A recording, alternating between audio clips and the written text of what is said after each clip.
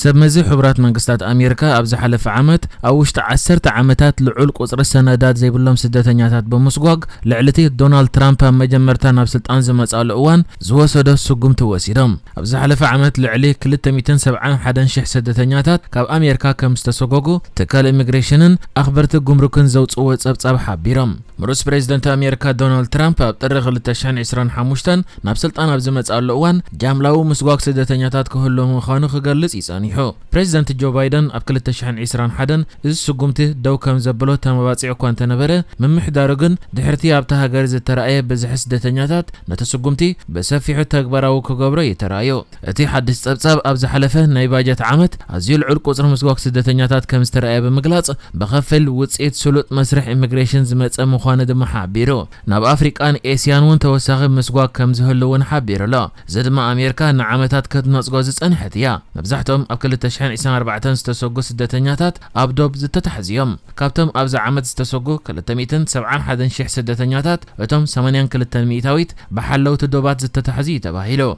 ترامب عيسرا طري كل تشحن 25 ناب سلطان مسمصه أب تاريخ أمريكا زعبي سرحيت مسقوق كجمر مخانو فكيري زلا ازم مبصعاتات جن عبي لوجستيكاون فاينانساون بدهوتات يزصبيام زلا ترامب اب اوان غوسغواس مرጫ ዝበዝሕ ግዚኡ ንፖሊሲታት ዶባት መምሕዳር ባይደን ኣብ መንቃፍ ከም ዝሕለፈ ይዝከር ወሃቢት ቃል ሰገር ስልጣን ትራምፕ ካሮሊን ሊች ንሮይተርስ ኣብ ዝሃበቶ ሓበሬታ ባይደን ምስቲ ኣብ ስልጣን ጸንሐሉ እዋን ከነጻጸር እንከሎ ዘይሕጋዊ ስደት ኣብ ምክልኻል ዝወሰደ ስጉምቲ ኣብዚ እቶ ዝበሃል ኣይኮነን ክትብል ያነቂፋ ኣብ ቀዳማይ መዓልቲ ፕሬዝዳንት ኣሜሪካ ዶናልድ ትራምፕ ኣብ ታሪኽ ኣሜሪካ ዝዓበየ ጃምላዊ ስርሒት መስጓግ ዘይሕጋውያን ገበነኛታት በመጀመር ነቲ ጆ ባይደን ዝፈጠሮ ጸገማት ኢሚግሬሽን ሃገራዊ ድሕነትን ክዕርዮ ኢላ ኣብ 2023 ብዝሒ ኣብ ዶብ ኣሜሪካን ሜክሲኮን ዝተሓዙ ስደተኛታት ክብረ ወሰን ከም ዝሓዘ ይግለጽ ብፍላይ ኣብ ዝሓለፈ ሒደት ኣዋርሕ ግን ብዝሒ ኣብቲ ዶባት ዝረኣዩ ስደተኛታት ኣዝዩ ከም ዝነከየን እዚ ኸኣ ካብ ሓምለ 2020 ጀሚሩ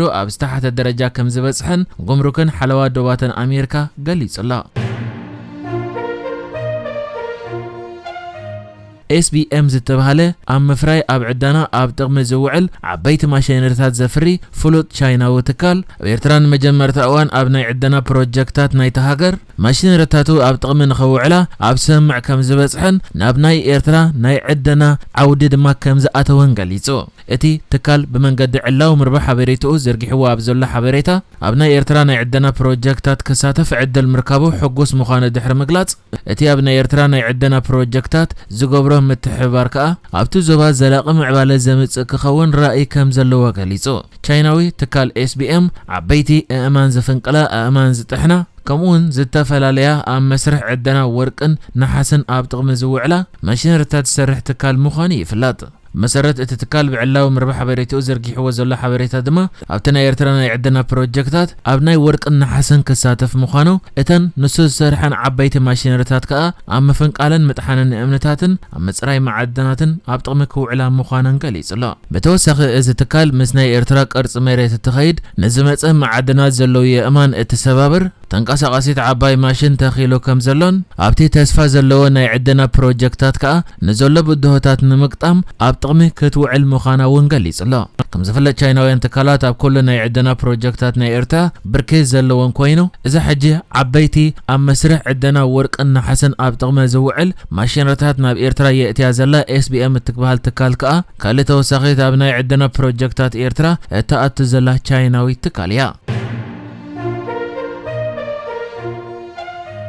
أبيرترا أبغر مخال نؤز زواء من حيلي كابت شعاتة كساب 18 تحساس بيرتران كإلاتات بستخايدة كوعتا سنة انتي عميق مصنعتي زادليو عسكرينات سبن كالي برق قرصتاتن كمسترغبتا قاليتو أب كوميشن بهلن سبورتن كإلا سنة انت دكتور أبراهام زرعي أبتي كابت شعاتة كساب 18 تحساس تخايدة مسرح داساس كلته رياساتات دق سبات كمسترغبو كقلت انكولو عدما نايزي تنتاور رغبتات نمفلات توسخ مصنعتي خقبر مخانو حبير بجكاتي ترخيب زولت انتاو ريساتات استفلالي عينت شكلاتاتن سلماتن كم زترخبون تقاليص لا اتومات مصنعتي استساتفو كيلاتات سنت انتي تريساتات دق سبات تقبروا لا اقباب قدم مئتاو كريستنا اب ኤርትራ ዝነበረ ምዃነ ዝሕብር ምዃኑ ከም ዘስተብሃሉ በተወሳኺ ነበርቲ እቲ ከባቢ ንዝምልከቶም ኣካላት እዋናዊ ሓበሬታ ብምሃብ እቲ ንዓበየ ዝመጽእ ዘሎ ንቕሓት ህዝቢ ዘንጸባርቕ ምዃኑ ንኢዶም ከም ዝፍለጥ ኣብዚ ከባቢ ቅድሚ ሕጂ እውን ተኻይዱ ኣብ ዝነበረ ኩዕታ ዝተፈላለየ ጥንታዊ ርኽበታት ተረኺቡ ይፈልጥ እዩ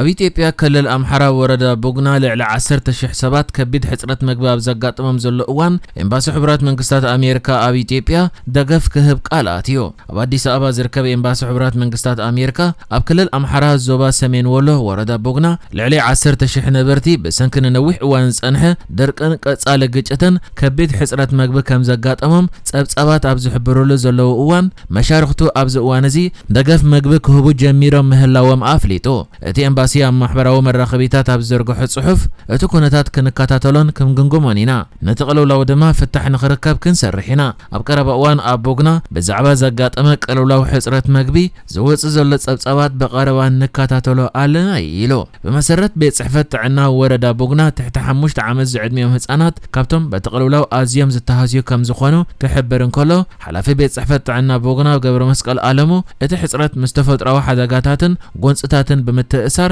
እቲ ሕብረተሰብ እኹል ምግቢ ንምፍራይ ብዘይ ምኽኣሉን ኣዴታት ንደቀን እኹል ምግቢ ንምምጋብ ኣጸጋሚ ስለ ዝገበሮ ውጽኢቱ ድማ እዚ እንርእዮ ዘለና ይክብል ገሊጹ እዚ ከምዚ ኢሉ እንከሎ ድማ ነበርትን ሰበስልጣንን እቲ ከባቢ ረድኤት ንምርካብ ዘጋጥም ዘሎ ብድሆታት ገሊጾም ኣለዉ ሓላፊ ማእከል ጥዕና ዓይና መኮነን ኣሸጋሪ ብሰንኪ ሕጽረት ባጀት ጻዕርታት ረድኤት ከም ዘነከየ ክገልጽ እንከሎ ኣብ ናይ ኣመጋግባ ፕሮግራማት ዝሰርሑ ትካላት ረድኤት ድሕሪ ምጅማር ሓድሽ ዓመት ሓድሽ ባጀት ድሕሪ ምውጽኡ ደገፎም ኣቋሪጾም እዮም ዘለዉ እዚ ድማ ነቲ ሕብረተሰብ ንዝገደደ ኩነታት ተቓላዒ ገይርዎ ኣሎ ኢሉ እቲ ኣብ መንጎ ሓይልታት መንግስትን ምልሻታት ፋኖን ብቐጻሊ ብዝካየድ ዘሎ ግጭት ዝሳቐ ዘሎ ዞባ ሰፊሕ ሰብኣዊ ቅልውላዋት ካብ ዘጋጥሞ ነዊሕ ኣውፂሩ ኣሎ ኣብቲ ብድርቂ ዝተሃስዩ ከባቢታት ልዕሊ 250,000 ህጻናት ህጹጽ ሕጽረት ምግቢ የጋጥሞም ከም ዘሎ ካብ ኢንስቲትዩት ህዝባዊ ጥዕና ኣምሓራ ዝወፅእ ጸብጻብ ይገለጽ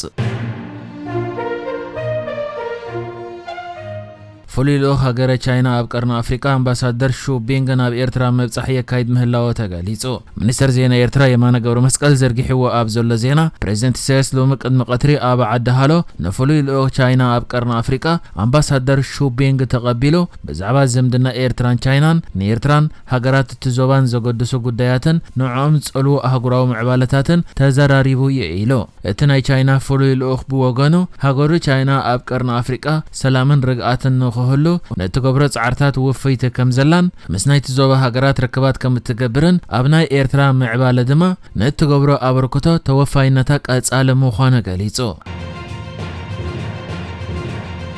نحجز تدالو الزيناتات ازينيرو بكالك سب نرغب سلام نعخم